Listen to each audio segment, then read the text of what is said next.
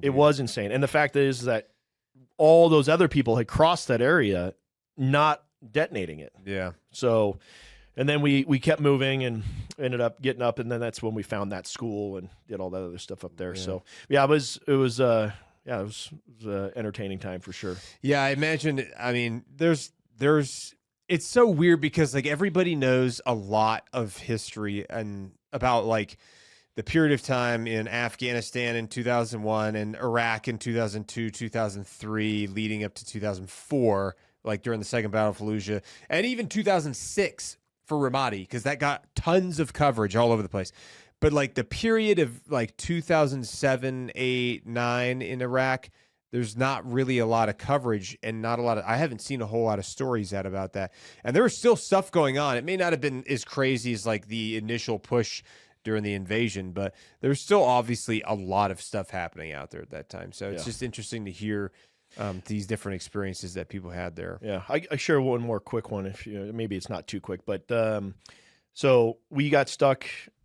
So after Sergeant Walsh had been shot and killed by the sniper, and Buck Doyle got airlifted out, they sent us out to go find the sniper.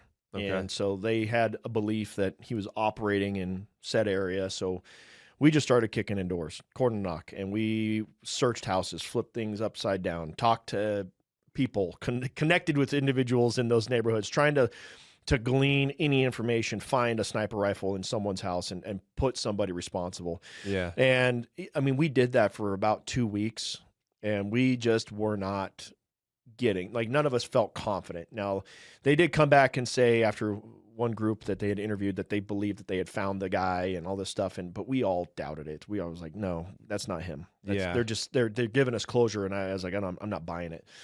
But the Marine Corps had other missions, so they had to send us out. They wanted us to do hide sites to look for guys digging in IEDs. So I went out with my team. We got stuck in the middle of the desert where we wanted to put our hide. It wasn't going to work out. The ground was about, concrete. So we had to figure something else out on the fly, which wasn't great either. And it was 115, 120 that day. I didn't care if I was hoping for an attack on me because I just wanted to be out of that hide site. It was so miserable. Yeah. But that was us. That was my experience in that. I didn't see anybody moving about, but Doc Fish and his team had found an orchard.